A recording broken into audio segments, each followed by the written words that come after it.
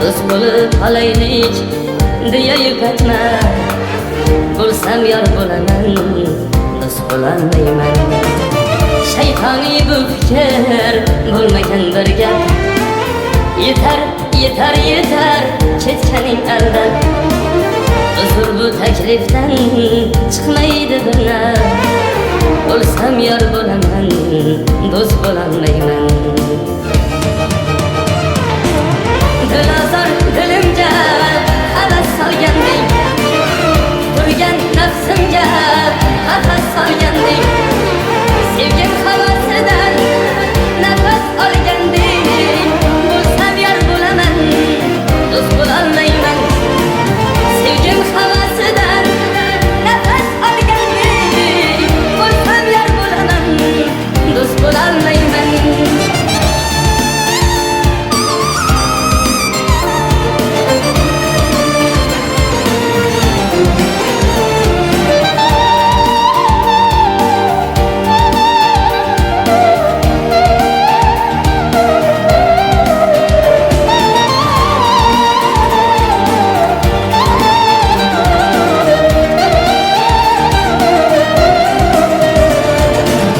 Go'zallar ko'palik senga o'xshamas.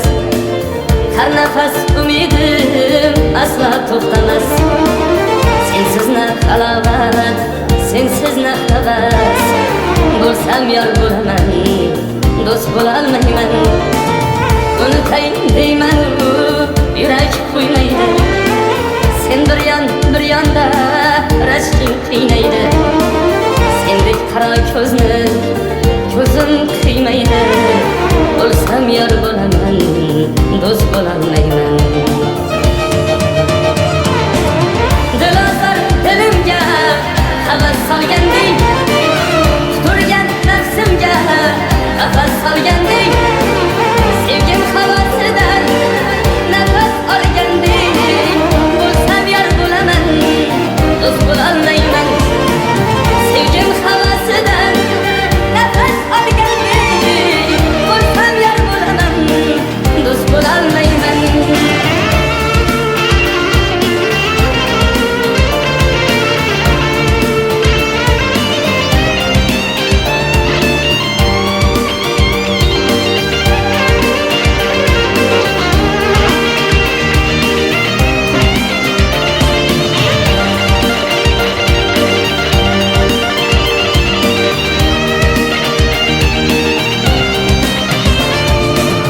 Sevib sevganiga yetmagan kammi? Menda ham seningchi ko'zlaring nammi? So'nggi bor so'zimni eshityapsanmi? Bo'lsam yor bo'laman, do'st bo'lolmayman.